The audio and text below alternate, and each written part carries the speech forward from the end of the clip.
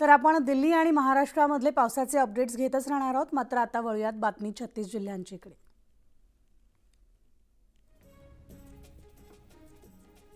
कृष्णा काठावरील गावांना आता काही अंशी दिलासा मिळणार आहे। कृष्णा नदीची झपाट्याने वाढणारी पाणी पातळी आता संथ गतीने कमी होतीये। जिल्ह्यामधील पावसाचा जोर ओसरल्यामुळे पाणी पातळीत वाढ मंदावली आहे। मात्र शहरातील पूरपट्ट्यातल्या सखल भागांमध्ये अजूनही पाणी आहे। कोल्हापूरमधील पंचगंगेची पाणी पातळी घटलेली असून पाणी पातळीमध्ये फक्त 1 इंचाची घट झाली आणि सध्या पाणी पातळी 47 फूट 7 इंचावर आली आहे। तर शहरातील अनेक सखल भागामध्ये पाणी साचले, त्यामुळे जवळपास 95 बंधारे पाण्याखाली गेल्यामुळे अनेकांचं स्थलांतर करण्यात आले। कोल्हापूरमध्ये मुसळधार पावसामुळे परिस्थिती गंभीर होत चालली आहे। कोल्हापूरवरून सिंधुदुर्गकडे जाणाऱ्या रस्त्यावर बालिंगा पूल या ठिकाणी जवळपास 10 फूट पाणी आले, त्यामुळे आता वाहतूक विस्कळीत झालेली होती। दरम्यान ग्रामीण भागातील व्यक्तीला हृदयविकाराचा त्रास जाणवू लागला आणि त्याला भर पावसात नेणं शक्य नसल्यामुळे त्याला बोटीतून पुराच्या पाण्यात रुग्णालयामध्ये दाखल करण्यात आले।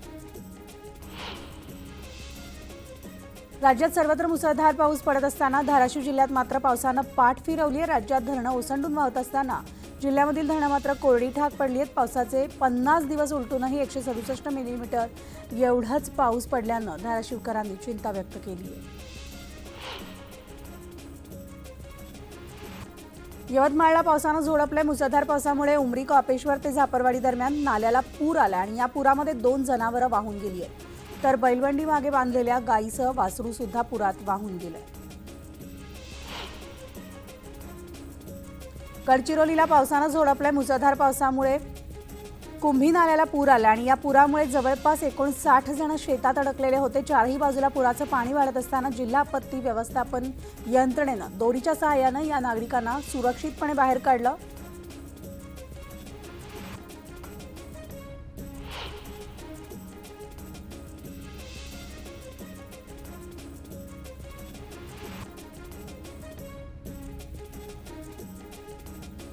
तर अतिवृष्टीच्या पार्श्वभूमीवर लोणावळा आणि मावळ तालुक्यामधील पर्यटन स्थळावर सुद्धा आता या ठिकाणी बंदी घालण्यात आलेली आहे। तर आज रात्री 12 नंतर हे आदेश जे आहेत ते शिथिल करण्यात येणार असून त्यामुळे रविवारी पर्यटकांना या स्थळांवर जाण्यासाठी कोणताही प्रतिबंध नसणार आहे।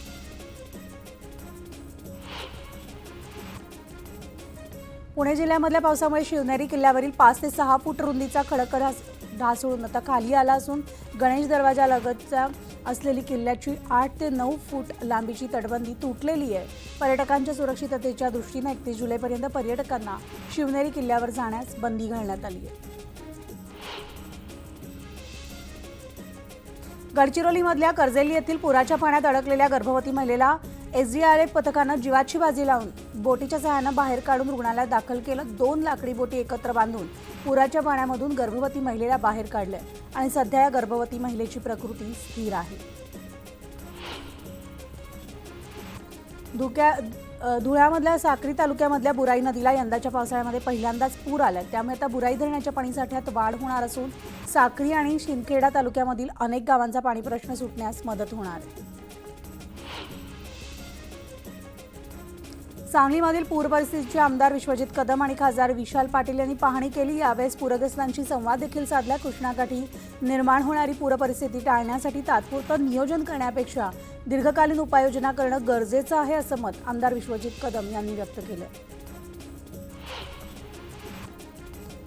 सांगली जिल्ह्यामधल्या कृष्णा आणि वारणा नद्यांना पूरस्थिती निर्माण झाली आहे। हजारो नागरिकांचं सध्या स्थलांतर करण्यात आलंय। पावसाचा जोर आता काहीसा ओसरल्यामुळे कृष्णा नदीच्या पाणी पातळीत सुद्धा वाढ होतीये आणि संथ गतीनं ही वाढ सुरू आहे। नवापूर तालुक्यामध्ये अतिवृष्टीमुळे झालेल्या नुकसानीची खासदार गोवाल पाडवी यांनी पाहणी केली असून यासोबत नवापूर तालुक्याच्या तहसीलदार, बांधकाम उपअभियंता आणि यंत्रणेतील अधिकाऱ्यांसोबत बैठक घेत परिस्थितीचा आढावा घेतला। नवापूर तालुक्यात काल एकाच दिवशी 212 मिलीमीटर पाऊस पडला होता। चंद्रपूर जिल्ह्यामध्ये 8 दिवसांपासून पावसाची संततधार सुरू आहे। चिमूर तालुक्यामधल्या विविध भागामध्ये मुसळधार पावसानं घरांची पडझड झाली आहे। आमदार बंटी भांगडिया यांनी नुकसानीची पाहणी करत यंत्रणेला मदत पोहोचवण्याचे आदेशही दिलेत। वर्ध्याच्या विष्णूर इथं शेतात पाहणी करायला गेलेल्या शेतकऱ्याला विजेच्या तारेचा स्पर्श झाल्यामुळे त्याचा जागीच मृत्यू झाला. मृतक शेतकऱ्याचं नाव राजेश नांदणे असून त्याच्या कुटुंबामध्ये पत्नीसह एक मुलगा आणि एक मुलगी आहे. तर या घटनेनं परिसरात हळहळ व्यक्त होतीये.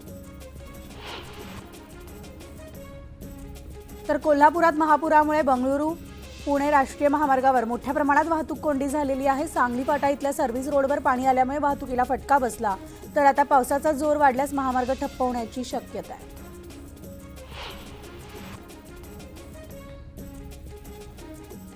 इंदापुरामधील भिगवण ट्रोमा केअर सेंटरवर भिगवणकरांनी मोर्चा काढला. ट्रोमा केअर सेंटरमध्ये आवश्यक असणारी सगळी पदं तात्काळ भरून भिगवणकरांना आरोग्याच्या सोयी सुविधा मिळाव्यात अशी मागणी आंदोलकांनी केली. एकीकडे सगळ्याच भाजीपाल्याच्या भावामध्ये मोठी वाढ झालेली असताना दुसरीकडे मात्र कोथिंबीरच्या भावामध्ये घसरण होऊन एका जुडीला 2 ते 5 रुपयाला ती भाव मिळतोय.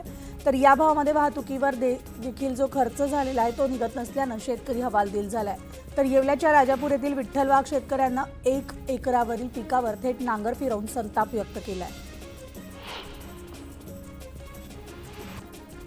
तर माओवादी चळवळीमध्ये सक्रिय असलेल्या एका जहाल महिला माओवादी सदस्यांना आज गडचिरोली पोलिसांसमोर आत्मसमर्पण केलंय. 2006 मध्ये माओवादी संघटनेमध्ये दाखल झालेल्या रीनावर 8 लाख रुपयांचं बक्षीस होतं आणि उद्यापासून शहीद सप्ताहाच्या पार्श्वभूमीवर रीनाच्या आत्मसमर्पणानं माओवादी संघटनेला धक्का बसला.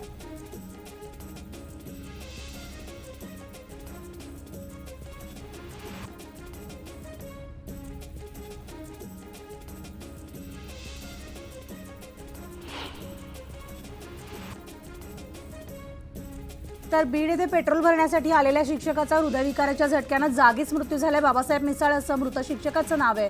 पेट्रोल पंपावर ते खाली कोसळले. यावेळेस नागरिकांनी मिसाळ यांना वाचवण्याचा आटोकाट प्रयत्नही केला. त्यांना रुग्णालयात सुद्धा दाखल करण्यात आलं, मात्र डॉक्टरांनी त्यांना मृत घोषित केलं. दरम्यान हा प्रकार सीसीटीव्ही कॅमेरामध्ये कैद झाला.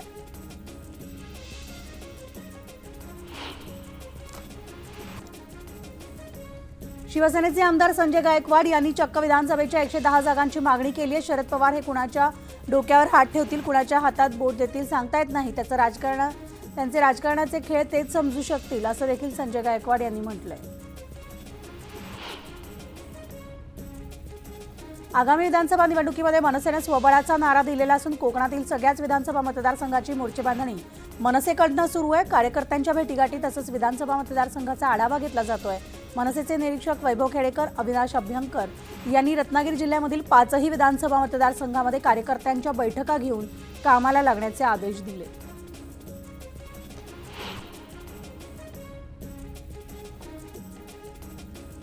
राज ठाकरेंनी भाजपला लोकसभेमध्ये मोठी मदत केली आहे. राज ठाकरे विधानसभा स्वतंत्र लढणार आहे हे आधीच ठरलेलं होतं अशी प्रतिक्रिया चंद्रशेखर बावनकुळेंनी दिली आहे. संजय राऊतांवर बोलण्यास बावनकुळेंनी नकार दिला.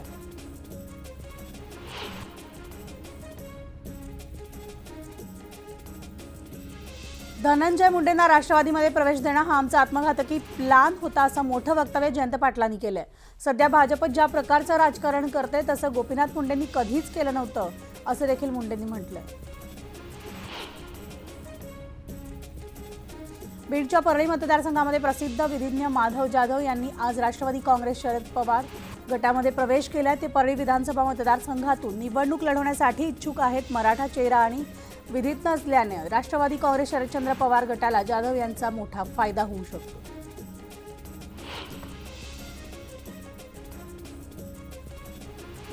गेल्या 5 वर्षात तुम्ही पालकमंत्री होता आणि तुमची बहीण खासदार होती, त्यावेळेस रेल्वेसाठी निधी का आणला नाही असं म्हणत खासदार बजरंग सोनवणे यांनी धनंजय मुंडेवर टीका देखील केली आहे. बीडच्या पालकमंत्र्यांची गत वराती मागून घोडे अशी झाली आहे अशी टीका सोनवणे यांनी केली आहे.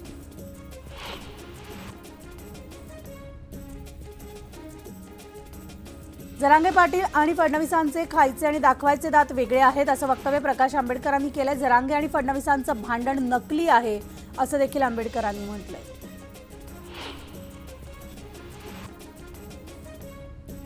शिक्षण मंत्री दीपक केसरकर यांनी उद्धव ठाकरे यांना वाढदिवसानिमित्तानं शुभेच्छा दिल्यात. बाळासाहेब ठाकरे यांच्या विचारावर चालण्याची उद्धव ठाकरे यांना सद्बुद्धी मिळो असं देखील वक्तव्य दीपक केसरकरांनी केलंय.